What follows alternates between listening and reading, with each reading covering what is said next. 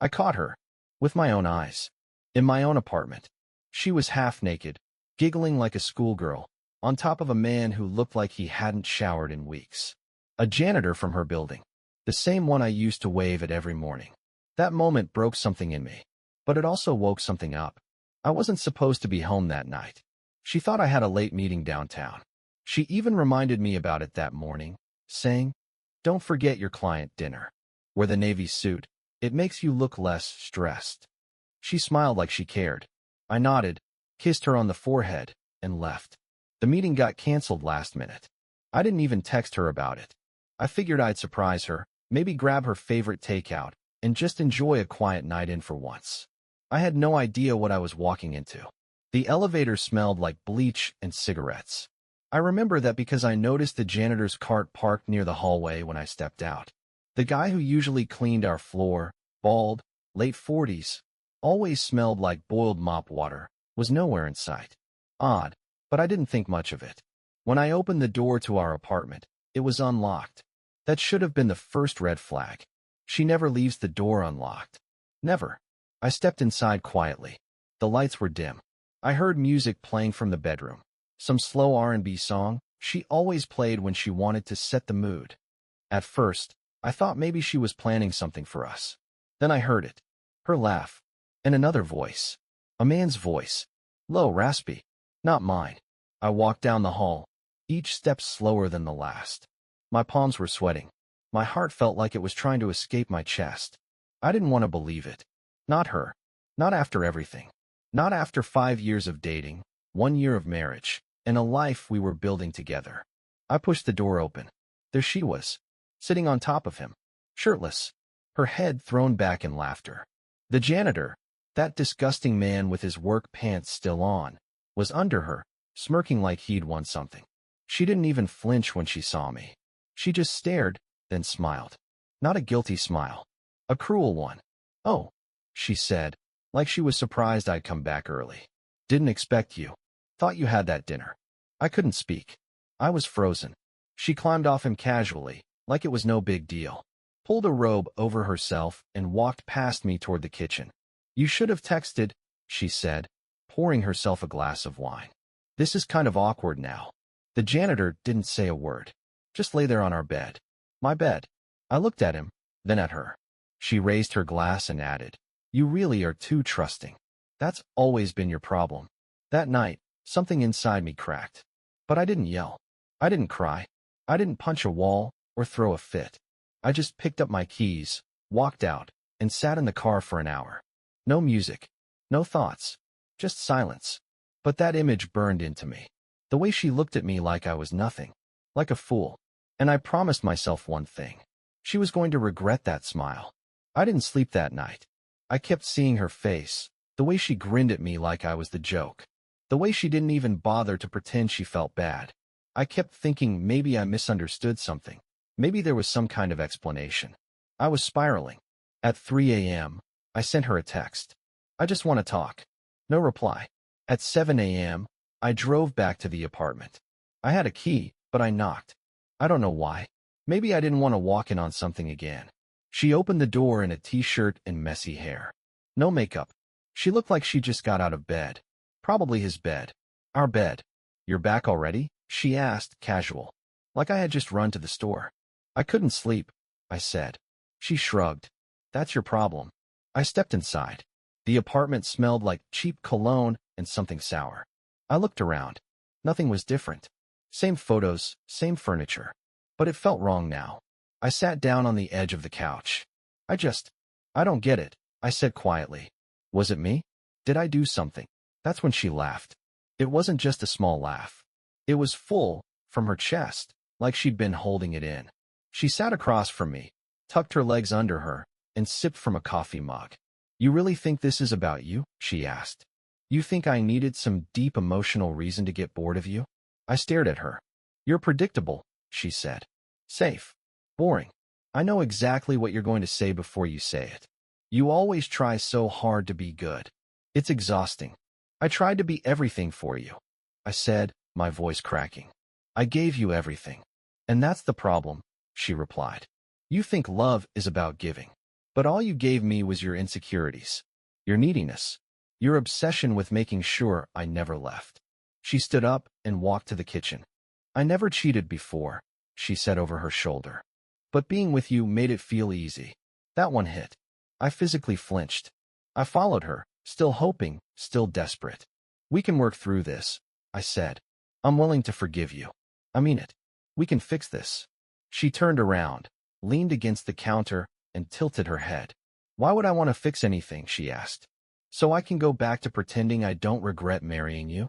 I looked down. You're not even mad, I said. You're just done with me. She smirked. I'm not mad, she said. I'm just finally honest. Then she walked past me, brushing my shoulder like I was in the way. Oh, and by the way, she added, you crying in the car? I saw you. From the window. It was pathetic. I didn't respond. I couldn't. But something started to shift inside me. I wasn't ready for war yet. But I knew I couldn't let it end like this. She thought I would leave. She thought I'd pack a bag, go to a friend's house, sleep on some couch, and disappear quietly. But I stayed. Not because I wanted to be near her. I just wanted to see what she'd do next. I moved into the guest room and barely spoke. I didn't yell. I didn't cry again. I just watched. And she didn't stop. She didn't even try to hide it. She'd get late-night texts and smirk at them like I didn't exist. One time, I walked into the kitchen and saw her applying perfume at 10 p.m. She didn't even look up. You're going out? I asked. Obviously, she said, slipping on her shoes. Want me to text you when I get home, Dad? Then she walked out laughing. That night, I made a list. Just a small one. I titled it What She'd Lose. I didn't even know what I planned to do with it. I just needed something to look at besides my own reflection. Her car. Her gym membership I paid for. The joint account. Her access to my health insurance. My name on the lease. Her dog. Technically, mine before we moved in together. Our shared friends, most of whom were from my side. Her reputation. Her secrets. I didn't know how yet, but I was going to flip the power. Quietly. The next day I called in sick to work. Took the train 2 hours across the city to a small law firm a friend once recommended to me, divorce and family law. I didn't tell them I wanted to file. I told them I just wanted to understand what she'd be entitled to and what she wouldn't. The consultation was free. Turns out, her constant unemployment and the fact that I'd been paying for everything, that mattered. The apartment was in my name. The bank account she used for her side projects, fully funded by me. The lawyer asked if we had any prenup. I laughed and said no. He said, that's actually better. It means you're in control now. If she cheated and you have proof, even better. I nodded slowly. I saw it, I said. With my own eyes. He leaned forward. Then don't rush. Play the long game. That stuck with me. Play the long game. So I started documenting. Not openly. Not with cameras or anything dramatic. Just notes. Times she came home. What she said. Where she went. Bank statements. Her attitude. Her behavior. I made a folder. Printed things. Labeled them. I bought a cheap burner phone and started backing things up there. She mocked me one night when she saw me writing. Still journaling your little feelings? She asked. Let me know when you want to write about real life. I looked at her and smiled. That was new, me smiling. She didn't like it. Her face twitched. She couldn't read me anymore. That was the first win. A small one. But it mattered. Because I'd stopped asking, why did she do this to me? Now I was asking, how do I make her wish she never did? It started with the money. Not a lot. Just enough for her to notice. I logged into the joint account and pulled half into my personal one. She texted me that afternoon. Hey, did you transfer something? I think the bank messed up. I replied, no mistake. She didn't answer for hours. When she got home that night, she threw her bag on the counter and stood there with her arms crossed. You emptied the account. Not emptied. Split it, I said. Her eyes narrowed. Since when do you do anything without telling me first? I looked up from my laptop. Since I stopped pretending this is a marriage. That shut her up. She stood there, blinking, then scoffed and went to the bedroom. 10 minutes later, she came back out in that same cheap perfume. Different outfit. Tighter, shorter. I'm going out, she said, staring me down like it was a challenge. I didn't even look at her. Have fun, I said. That was the real blow. Not the money. Not the tone. The fact that I didn't care. Or at least look like I didn't. She didn't like that. The next morning, I took her name off the lease. Legally, I could. It was under my name only. I filled out the form online and printed a copy just for her. When she walked into the kitchen, I handed it to her. "What's this?" "Just so you know," I said. "You're technically a guest here now." She laughed, but it was forced. "You think I care? I'll move out tomorrow." "Good," I said. "Because starting next week, I'm cutting off your phone too." That hit harder. She stormed off, but didn't slam the door. That's when I knew I'd landed a hit. Later that day, I made a post on social media. Nothing dramatic. Just a photo of me at the lawyer's office. The caption was simple: starting a new chapter. One I should have started sooner. The comments exploded. Friends started texting me. Her friends. Our friends. People I hadn't heard from in years. Some were supportive. Some confused. But most of them had one thing in common. They had no idea what she'd done. Not yet. That evening, she came home with groceries. For once, she cooked. I sat at the table while she made pasta, her specialty. She poured wine. Set the table. Lit a candle. "What's this?" I asked. "Dinner," she said sweetly. "We can still be civil, can't we?" I didn't touch the food. "You think pasta makes this better?" She leaned forward. "I think you're lonely, and I'm still the best thing that's ever happened to you." That's when I laughed. For the first time in weeks, I really laughed. "You think you're the prize?" I said. "You cheated on me with a janitor." Her smile vanished. Fast. That's when I knew I had her off balance. And I wasn't even done yet. It didn't take long for her to regroup. 2 days after our kitchen showdown, she vanished. No note. No text. Nothing. Just gone. Her closet was half empty.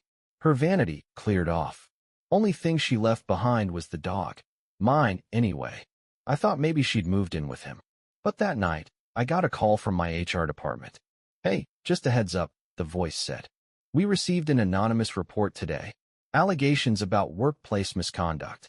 It's probably nothing, but legal has to follow up." I felt my stomach twist. "What kind of misconduct?" I asked, my voice shaking. "They said you were using work hours to stalk your wife. Tracking her phone, her movements. Making threats." It hit me like a punch to the chest. I hung up and checked my personal email. There it was, an auto reply from my lawyer. "Due to recent false statements made to third parties, we are pausing communication until further review." She got to them. Somehow she got to him. Then I checked my bank account. The joint one. She had drained it. Fully. I hadn't even thought to lock her out. I'd been so focused on cutting things slowly, methodically, I never considered she'd make a reckless move first. I was wrong. I stared at the screen, zero balance. My heart was racing. That night, she called me. From a blocked number. "You're not the only one who can play games," she said.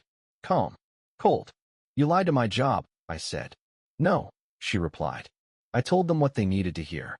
You started watching me, writing notes about me, keeping files. That's not love, baby. That's obsession." I was protecting myself. "No," she snapped. "You were building a fantasy. One where you win. But you don't." She hung up.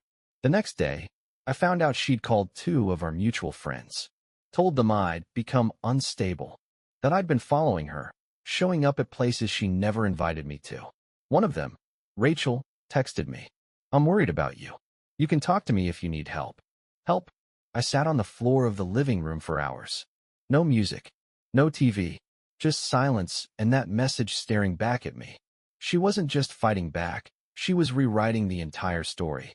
I was the one cheated on. Now I was the stalker. I tried texting the lawyer again. No reply. I tried calling the bank. Nothing they could do without proving theft. And then, the final blow. I checked my credit report. She'd opened 2 cards under my name. Months ago. I'd never noticed. She used my social. My information. And now the charges were piling up. Luxury items. Electronics. Even some hotel stays I recognized from the night she worked late. I realized then, this wasn't war for her. This was sport. And I was losing. Fast. I stopped reacting. That was the first step to getting control back. No more replying to her taunts. No more calling the lawyer 10 times a day. No more checking the bank account like a desperate addict. I went quiet. I started working early. Staying late. Coming home just to feed the dog and sleep. I let her think I was retreating, that I was broken. She didn't know I'd hired a new attorney. Not one in the city. This one was in the suburbs, quiet office, no ads, no flashy website. A friend from college referred me. He specialized in digital fraud, identity theft, and spousal asset tracing. I handed him the file I'd been building for weeks. Photos, bank records, statements, hotel bookings, screenshots of messages she'd accidentally left open on our shared tablet. He spent 20 minutes flipping through, not saying a word. Then he looked up and said, "You've got her." I didn't speak. "She used your credit to fund part of the affair," he said. "Good. That's leverage. If we document this correctly, we can file a fraud claim and maybe even press charges." Charges. That word echoed in my head for hours afterward. I didn't want her in jail. Not really. But I wanted her afraid of it. The next day, I froze the stolen credit cards. Reported them as fraudulent. The bank launched a formal investigation. Her purchases were flagged. She wouldn't be able to use them again. That night she texted me, "What did you do?" I didn't respond. 2 days later, I met with a forensic accountant. My new attorney set it up. Together we combed through every transaction in our shared finances for the past 2 years. We found thousands spent under false pretenses, money she claimed went toward consulting work, but instead ended up in her secret second account. By the end of the week, I had 2 things. A full financial report that showed deceptive transfers, and legal grounds for marital financial misconduct. It wouldn't just affect the divorce. It could cost her everything. I made one final move. I contacted her buildings management, the one where she claimed to have freelance clients. I asked if her janitor boyfriend, the man I'd caught her with, was still working there. He wasn't. He'd been fired 3 weeks ago, apparently for stealing supplies and using an empty unit after hours. They'd pulled security footage, found evidence. I asked if they'd be willing to share it with my attorney. They were. I offered to sign whatever release they needed. That night, I sat in my living room with 3 folders. One for my lawyer, one for the police, if it came to that, and one just for her. I wasn't going to send them. Not yet. I wanted her to feel it first. The shift. The silence. The calm before the next hit. She texted me again, "You're making a mistake." This time, I replied, "No, I'm correcting one." I thought I had her. For once, I felt ahead of her. The silence was working. The legal traps were tightening. She had no idea what I was building, or so I thought. Then came the letter. Not an email. Not a text. A real letter, in a thick envelope, hand-delivered to my office. It wasn't from her. It was from Human Resources. Due to a recent complaint regarding harassment and misconduct involving your spouse, we are placing you on administrative leave pending investigation. I stared at the words, my hands shaking. Inside the envelope were screenshots. Doctored ones. Fake texts. Conversations I never had. Messages that made it look like I was threatening her. That I'd said things about ruining her life, about making her disappear. They used my real number. My real name.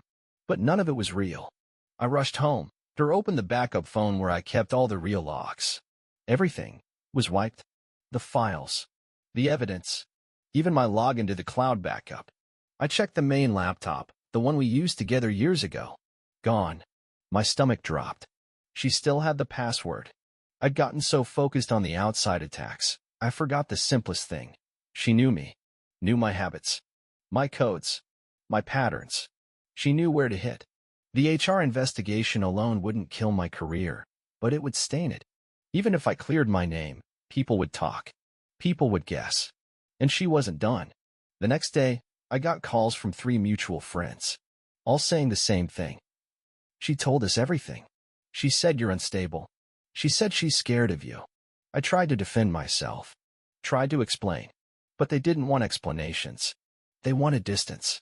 One of them, David, said it flat out. "Look, man, even if half of what she said is true, I don't want to be involved." Half? None of it was true. But it didn't matter. She'd poisoned the water. I went online and found that she'd made a post, vague but powerful. Something about surviving emotional abuse, about choosing peace, about getting away from someone who controls your every move. No names. Just enough for everyone to assume. And they did. Likes. Comments. Support. All for her. People I hadn't seen in years were reposting it. I read every word like it was a knife carving into my ribs. She had flipped the story again. And this time, she wasn't playing defense. She was writing the narrative. That night, I sat in the dark and watched the post rack up views. I tried to remind myself of the evidence. The files. The credit card theft. The affair. But none of it mattered if the world saw me as the villain. She didn't just want to win anymore. She wanted to erase who I was. And for the first time, I believed she could. She thought the internet would protect her. That a few vague posts, some fake texts, and a sympathetic audience would shield her from the truth. But social media only tells one side, and I was ready to show the other. The next morning, I walked into my lawyer's office and dropped the envelope onto his desk. Inside, everything she erased from my backup phone, reprinted, timestamped, and notarized. I'd anticipated sabotage, kept a physical trail. She didn't know I mailed hard copies of the messages to my attorney 2 weeks ago. He skimmed the first few pages and nodded. You want to go public? I shook my head. I want her cornered. Not exposed. Not yet. He smiled. I like that. That afternoon, we filed a formal response to her accusations. Not just denying dismantling. Included were the real texts, the financial reports, and a sworn affidavit from her ex-employer, the janitor's former supervisor, who confirmed he was fired for using an empty apartment during work hours, with a female guest. My lawyer made a call to her lawyer. I don't know what was said, but less than 24 hours later, she showed up outside my apartment. No text. No warning. She was shaking, holding a folder, wearing the same innocent expression she used when she wanted something that I didn't mean to face. I opened the door but didn't let her in. She held up the folder. I want to talk, she said. So talk. I didn't mean for it to get this far. I stayed silent. She looked at the floor. I panicked. When I saw you turning people against me. I just wanted to get ahead of it. You scared me. You mean I scared your version of me? Her lips trembled. I didn't think you'd fight back. I crossed my arms. What's in the folder? She held it tighter. Some documents. I want to settle. Quietly. No trial. No media. Just clean break. It was the first time she used the word settle. Before this, she acted like she held all the cards. Now she was offering peace. Because she saw it. She saw what was coming. I'm not signing anything until I see the amended financials, I said. Full disclosure. Every account. Every lie. You'll have it, she whispered. I swear.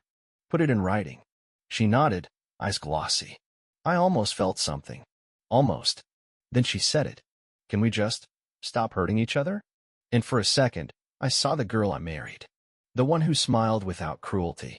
Who held my hand like she meant it. But I blinked, and she was gone again. She left the folder on the ground and walked away.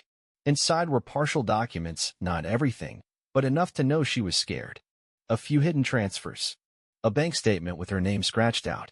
She was ready to surrender. Or so I thought. Because 3 days later, I got the subpoena. She was taking me to court. And now she had a new lawyer. A brutal one. Court wasn't supposed to scare me. I had the documents. The proof. The lawyer. The plan. But from the moment I stepped into that courtroom, I knew something was wrong. Her new attorney was a shark. Young, polished, and aggressive. She never looked at her notes. She didn't have to. She looked at the judge like they'd gone to lunch last week. And when she spoke, every word landed like a slap. Your Honor, our client was manipulated, tracked, emotionally coerced, and digitally harassed. She feared for her safety and had no choice but to protect herself. She called me controlling, vindictive, dangerous. I wanted to stand up and shout, but my lawyer squeezed my arm. Let her speak, he whispered. Then we dismantle it. But we never got the chance. The judge leaned back, arms crossed, barely glanced at our folder. Frankly, this sounds like a toxic situation, he said. I'm not interested in who cheated on whom. I'm interested in stability, especially if there's spousal dependency involved. Just like that, the entire argument about financial abuse, credit fraud, false statements, dismissed. She claimed mental fatigue, claimed she left the marriage in fear, claimed that while she made mistakes, she only retaliated because she felt trapped. And they believed her. She wiped her eyes just enough times to appear fragile. shook her head when I looked at her, like I was some unstable ex who couldn't let go. I sat there in a tailored suit with a folder full of truth and watched it get ignored. By noon, the judge gave his ruling. She would remain in the apartment temporarily. I would pay temporary support. We would return in 90 days for formal division of assets. I walked out of the courtroom stunned. She didn't look at me as she left, but I saw her smile as she passed a reporter in the hallway, some local blog she must have tipped off. I saw the text pop up on my phone later that evening. Local woman stands up to controlling ex in heated courtroom battle. Her name wasn't in it. Neither was mine. But it didn't matter. Everyone knew. She was winning. Legally. Socially. Publicly.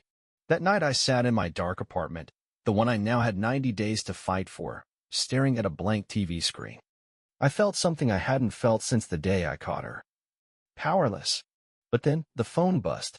It was a notification from the forensic accountant.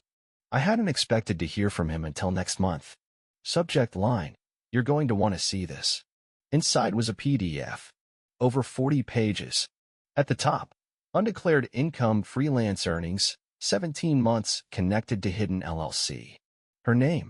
Her signature. Her bank. She hadn't told her lawyer. She hadn't told the court. She'd hidden tens of thousands and used my social to register a shell company. She thought the trial was the end. But this was the beginning of hers. The file was explosive. 42 pages. Wire transfers. A forged digital signature. A shell company tied to her maiden name. And worst of all, my social security number listed as the secondary owner on an LLC I'd never heard of. She hadn't just hidden income. She committed federal fraud. The accountant was clear. If I submitted this to the court, not only could I reverse the spousal support, but I could also file criminal charges. At best, she'd lose every claim to marital property. At worst, she'd face prosecution. I didn't rush. I printed 3 copies. One for my lawyer, one for the judge, and one I kept in a plain white envelope, sealed. I placed it on the table, sat in silence, let it sit there like a bomb with the pin pulled. And I waited. 2 days later, she came by unannounced. No makeup, no performance. Just her pale, exhausted, hair pulled back like she hadn't slept in days. "I heard from someone," she said, barely audible. "You found something." I didn't answer. She stepped inside, closed the door, and stood there like a child in trouble. "I made mistakes," she said, her voice shaking. "I know that. But you don't have to do this." I turned slowly toward her. She saw the envelope on the table. "What's in it?" she asked. "You already know." She moved closer. Her hands trembled as she reached for it, but didn't open it. Then, she did something I never thought I'd see. She dropped to her knees. Right there, in the middle of the living room. Where she once mocked me. Where she laughed at my pain. Where she humiliated me over and over again. She dropped to her knees and cried. "I'm sorry," she whispered. "Please, don't ruin me." I said nothing. "I'll walk away. No money. No apartment. No press. I'll disappear. Just, please don't destroy me. Not like this." I stared at her. No makeup. No mask. No fake tears. Just a broken person who thought she'd won, until the game flipped in her hands. And for a second, just a second, I saw the version of myself who wanted to crush her. But I also saw the man I used to be. The one who held her hand the day we signed our lease. The one who kissed her on our wedding day, believing every word she said.